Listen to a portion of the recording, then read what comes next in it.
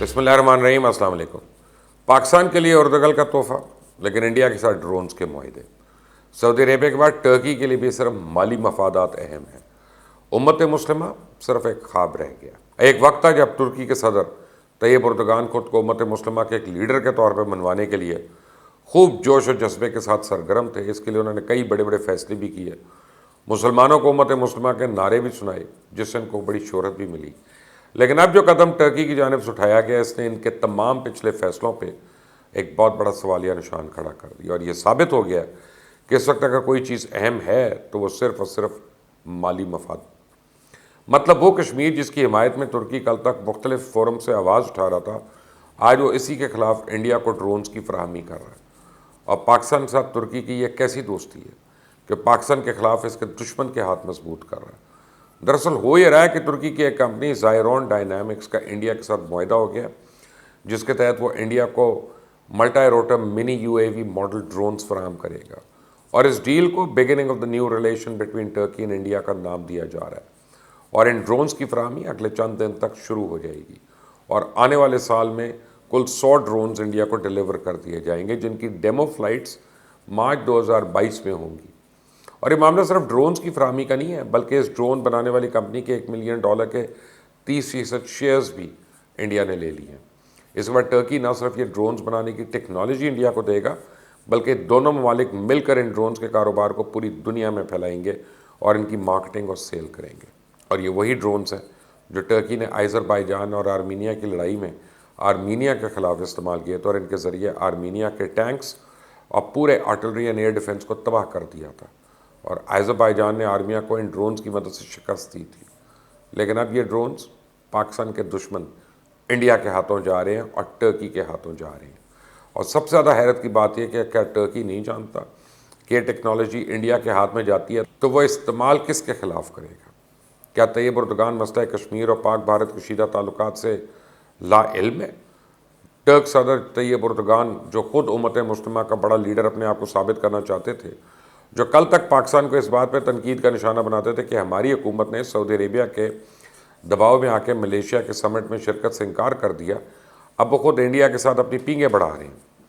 آپ کو یاد ہوگا کیسے گزشتہ سال طیب اردگان نے آیا صوفیہ کو میوزیم سے مسجد میں تبدیل کرنے کا اعلان کیا تھا، جس کے بعد بین الاقوامی لیول پر تو ان پر کافی تنقید ہوئی تھی، لیکن مسلمانوں میں بھی ان کی شہرت میں بے پناہ اضافہ ہوا۔ اس وقت جس طرح سے تمام امت مسلمہ کو اکٹھا کرنے کی کوشش کر رہے تھے اور ایک الگ بلاک بنانے کی تیاری کی جا رہی تھی، اس فیصلے کی بھی طیب اردگان کو کافی پذیرائی ملی، اور اس کے علاوہ اقوام متحدہ اور دوسرے فورمز پہ ان کی جانب سے کشمیریوں کے حق میں بھی وقتاً فوقتاً آواز اٹھاتی جائی رہتی۔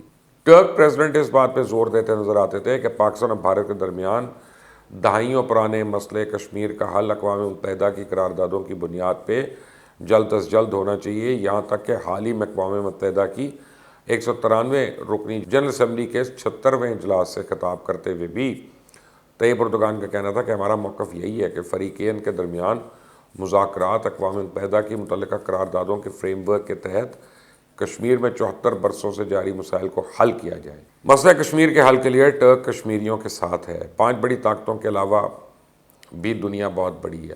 یہاں تک جب انڈیا کی جانب سے مقبوضہ کشمیر کی خصوصی حیثیت ختم کی گئی، اس سے بھی طیب اردگان نے کہا کہ مقبوضہ کشمیر کی خصوصی حیثیت ختم کرنے کے لیے اٹھائے گئے اقدامات نے مسئلے کو مزید پیچیدہ بنا دیا۔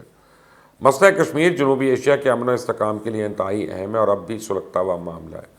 اس پر انڈیا ان سے کافی ناراض بھی ہوا تھا، لیکن کشمیریوں کی طرف سے ان کو بڑی پذیرائی ملی۔ لیکن اب وہی طیب اردگان انڈیا کو ڈرونز دے رہا ہے، اور سوچے انڈیا یہ ڈرونز حاصل کرنے کے بعد سب سے پہلے کس کے خلاف استعمال کر سکتا ہے، تو اس کا جواب تو بچہ بچہ جانتا ہے کہ انڈیا کا سب سے پہلا ہدف کشمیر ہوگا، دوسرا پاکستان۔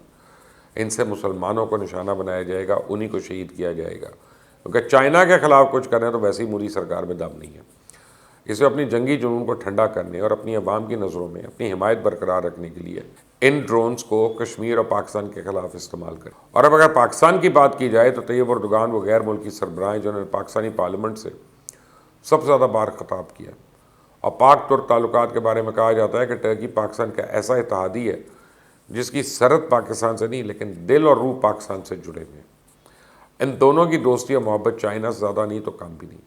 مسئلہ کشمیر پہ پاکستان کے موقف کی غیر مشروط حمایت کرتے ہوئے ٹرک پریزیڈنٹ طیب اردوغان نے تو یہاں یہ بھی بیان دیا تھا کہ ٹرکی کے لیے کشمیر کی وہی حیثیت ہے جو پاکستان کے لیے، لیکن اپنے اس دوست کو تحفہ دینے کے لیے ٹرکی کے پاس صرف اور صرف ارتغال ڈرامہ تھا، لیکن ہمارے دشمن کے ساتھ ڈرونز کی ڈیل کر کے دوستی کا آغاز کیا جا رہا ہے۔ پاکستان بھیجنے کے لیے صرف ترک فنکار تھے جو یہاں آئی، خوبصورت بھی حاصل کی، پیسہ بھی کمایا، لیکن انڈیا کے ساتھ کاروبار کا آغاز کیا جا رہا ہے، کاروبار بھی ایسا جس کا سب سے زیادہ نقصان صرف پاکستان کو ہے۔ سوال یہ کہ اب کہاں گئے وہ سب بیانات اور وہ نعرے؟ وہ طیب اردوغان کی ناک کے نیچے انڈیا ٹرکی کے ساتھ یہ ڈیلز کر رہا ہے، اب وہ کیوں خاموش ہیں؟ دراصل اس کے پیچھے بھی وہی وجہ ہے جو میں آپ کو کہتا ہوں کہ محمد بن سلمان کے سعودی عربیہ میں میوزیکل کانسرٹس کرانے کے پیچھے ہے، جس طرح وہ اپنی معیشت کا انحصار تیل پہ کم کر کے سیاحت اور دوسری صنعتوں پہ شفٹ کرنا چاہتے ہیں اور پیسہ بنانا چاہتے ہیں، تو اس ڈیل کے پیچھے بھی دراصل ٹرکی کے مالی مفادات ہیں، کیونکہ ٹرکی کے معاشی حالات اس وقت زیادہ اچھے تو ہیں نہیں۔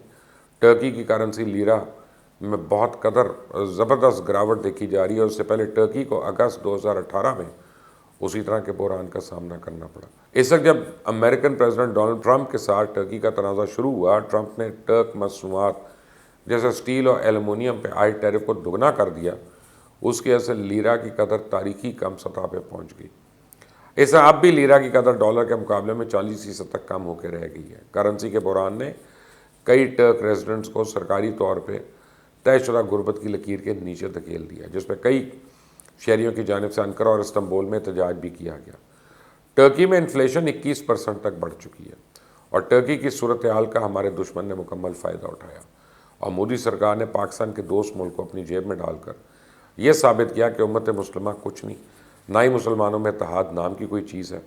اگر کوئی چیز اہم ہے تو وہ صرف اور صرف مالی مفادات۔